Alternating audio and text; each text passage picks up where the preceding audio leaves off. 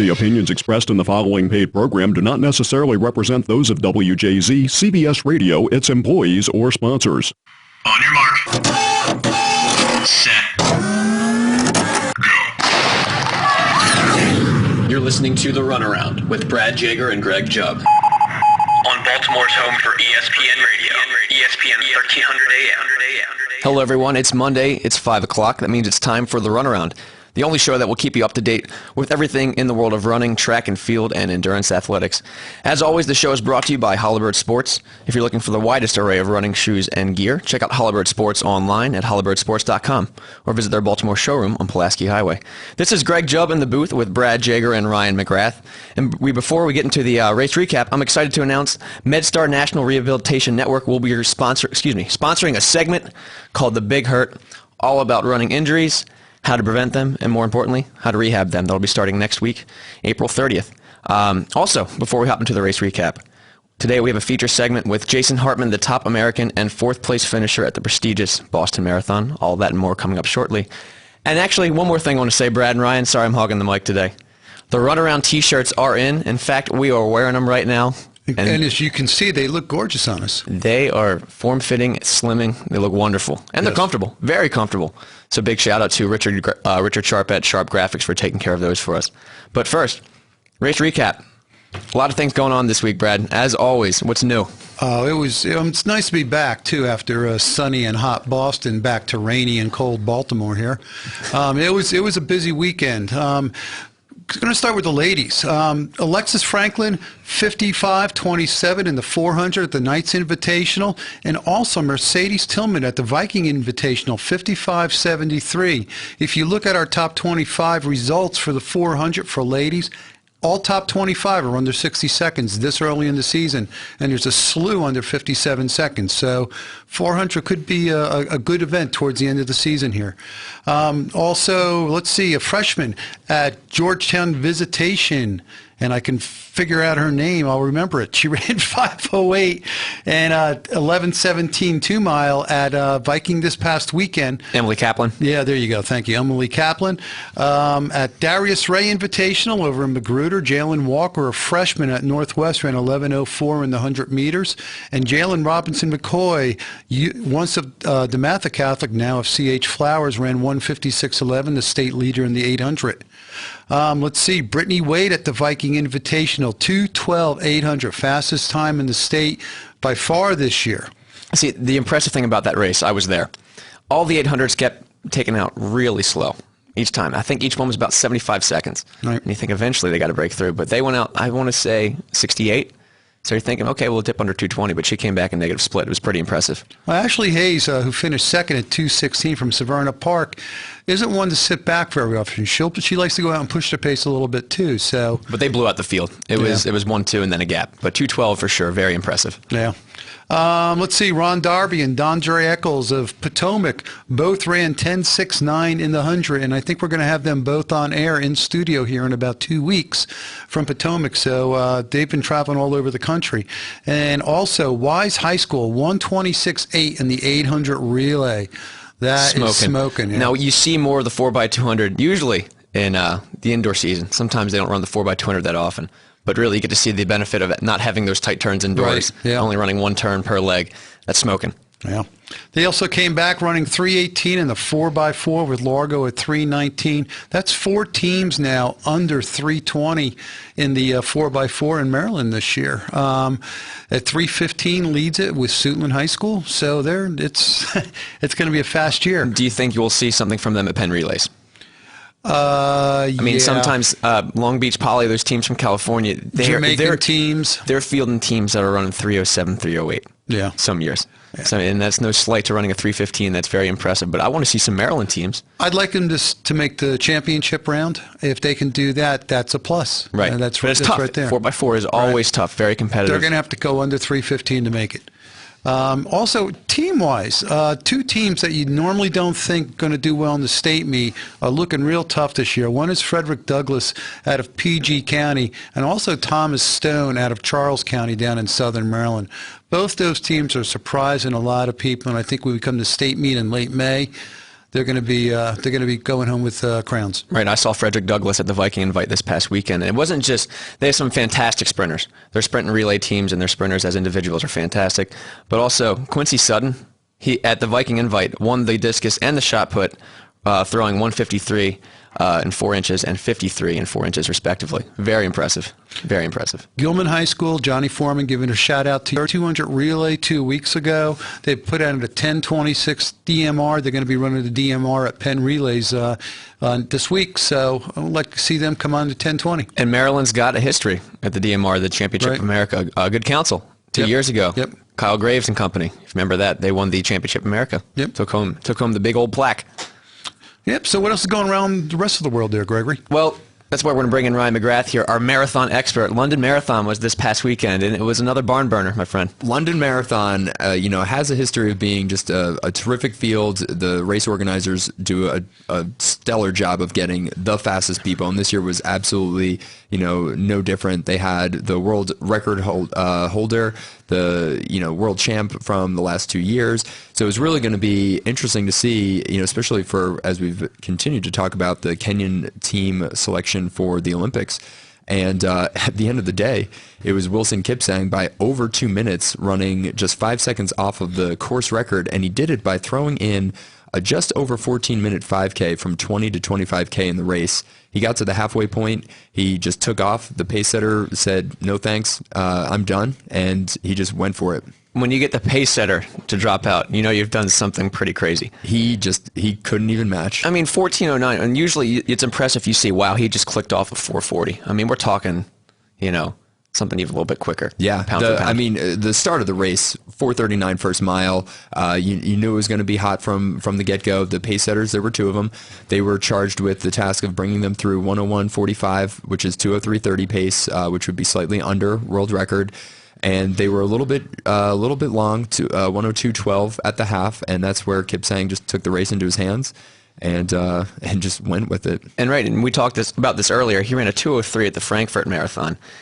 You got to think, Olympic podiums got to be in his sight now. He's run 2 very, very solid races, racing against a very competitive and field. At this point, obviously, Kenya still hasn't announced their team, but he's going to be the strong favorite. The way he raced, particularly in the middle of the race, just would say he's getting ready to be in a championship event. And talking about the Kenyan team, Patrick Macau dropped out about 20K in that race, correct? Patrick McCaw, the world record holder at 2:03.38 from last year's Berlin, he dropped out. Last year's London Marathon winner, Emmanuel Mutai, course record holder, he finished up at 7th, I believe, just around 2:08.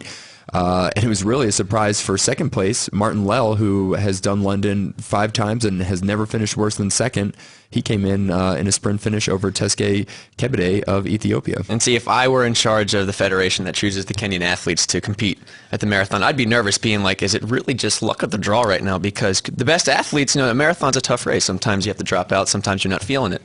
And really, they've got such a deep field of athletes that anyone can kind of take those top 3 spots. It is. And, the word on the street is that maybe some of the athletes are considering, with the dropout of Jeffrey Mutai last week at Boston and maybe McCaw this week, that they know something that we don't and are showing up to get their payday at these big races, but are still, they know that they're in the running for the team, and we're less than 100 days to London. So interesting. They don't, you only have so many marathons in you. Right. And let's talk about the women's race. Mary Katani takes the win in 2:18.37, and we were talking about a big surge in the middle of the race for Kipsang running 14:09. How about closing the race well? Katani, the last 10K, reportedly in just over 31:30. Now we're talking about dropping under 5 minutes per mile. She at the end there. had mile 25 for her was 4:59.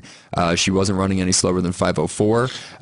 At that stage of the race, it's incredible to see. And obviously, Mary Katani at New York last fall went out in 1:07 through the first half, which is what some would call suicide pace.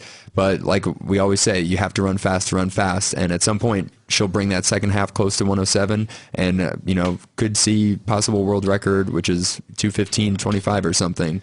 Yeah, no one's touched Paula Radcliffe for a long time now, and now that it's really the year of the marathon. Remember, last year was the year of the pitcher. Yeah, guys like Steven Strasberg and whatnot. The year of the marathon, really. These times are impressive, and really with the Olympics coming up, there's a lot on the line. Let's step on the track for a little bit. Again, Mount Sac Relays out in California. Walter Dix opens up with 9.85 seconds in the 100.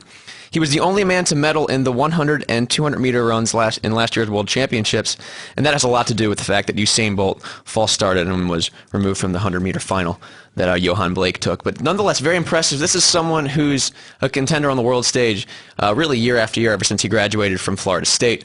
And 9.85 in April, that's impressive. Now, it was wind dated a little bit, and you have to admit that, but really, 9.85. It's still 9.85. You know, I remember when Donovan Bailey was running 9.85, and that was going to be a world record. And, you know, just to run that now, I'd say he's on good form, and he just has to hold it for 96 more days, 95 more days. Right, and moving up in distance, Martin Rooney of Great Britain and Jeremy Warner both break 45 seconds in the 400. Rooney took the win over Jeremy Warner, which I'm sure he's not very happy with because Jeremy Warner is a very competitive guy. I remember when he and LaShawn Merritt were going toe-to-toe on the Olympic stage. As much as you are happy for your countrymen when you win, you can tell that he doesn't like to take a silver medal no matter who it is to. A little bit of tension there on the winner's stand. Yeah, but, you know, and that's... Talking about the 2008 Olympics, you have to kind of band together because, you know, after that you're running the 4x400. Yeah. Oh, yeah. But it's just showing us that, you know, we talked last week, Ryan, about Jeremy Warner's 46-second 400 at Austin. Clearly, the wind had a big factor in that one. Everyone was saying, oh, he's done. Sometimes you really got to consider the race conditions. But frankly, I have to look back and see what Warner's progressions of times were in his previous years. 44.9, he's going to have to do some work if he wants to compete at the Olympics. He's going to have to do some work, but, you know, what everyone still has to remember is that you have a couple-day trial period in June that is your selection for an Olympic team at the end of July. And we are only in April, so these guys are trying to bring themselves to form but not peak in the event. You know, obviously Jeremy Warner probably still considers himself a favorite for the team. You know, he wants to be able to run well at London, which is the end goal. Right, and I don't think he's going to have much trouble making the team. There's a lot of young guys running the 400. I'd say in about 2 years we might really see some talent emerge. You know, a lot of American guys running 44 mid. Guys like Frankie Wright, right here from Baltimore. Yeah. He was here on the show not too long ago. I mean, he was on the World Championship 4x4 in the Indoor World Championships for the United States. We'll be seeing guys like that. Are they going to start replacing guys like Jeremy Warner and LaShawn Merritt who are on their way out? Also talking about the track Mount Sac relays, 5,000 meters. Cam Levins of Southern Utah University outkicks the great Lawi Lalang in the 5K, running 13:18. He's got the Canadian Olympic A+ standard. A+ standard. If someone can explain that to me, that'd be wonderful. I don't really know what that means, but you know, and there's really only a 0.6 difference between the A and the A+ standard. Either way, it looks good on his track report card, I guess. I don't know. That it may have something to do with funding because a lot of the Commonwealth nations will typically fund their athletes differently based on times that they hit. But why 0.6 seconds? Well, you think it'd be like another couple second drop off at least, but I mean that's new to me. Molly Huddle of Saucony wins the women's 5K in 15:15, and she closed the last lap in 62 seconds. Getting ready for that championship race. Yeah, so. and I think that's the standout there from that performance. 15:15, you know, that's a good time, but the 62-second last lap to really blow the field away, she won by 5 seconds. Yeah, and I have to point out the Cam Levins race. I tried to watch it. I didn't see any official report of what his last lap was, but it was around 54. Yeah, I think I heard 55 or 55, or something. Something like, I mean, it's impressive nonetheless because Lawi Lalang can kick, and he's a tough guy. To outkick him is really something else. Hey, Greg, can we just mention the ACC championships here for a minute? Yes, we can, since we're talking about the track. I'd love to give a shout-out to my Terps if I could. Go ahead. In a second. Well, how about right now? You gave me the red carpet here. Kiani Prophet, the ACC champion in the heptathlon, won every single event in the heptathlon. Every single event but one got second in the high jump, and she had a bad jump, and still crushed the competition. It wasn't even close, and she came back and got third in the 400 hurdles. Amina Smith, silver medalist in the high jump. She's only a sophomore. And Jessie Eckerd, bronze medalist in the hammer throw. And shout out to the guys team as well. Zach Ray from Middletown High School, bronze medalist in the 400. Huntingtown High School, forgive me.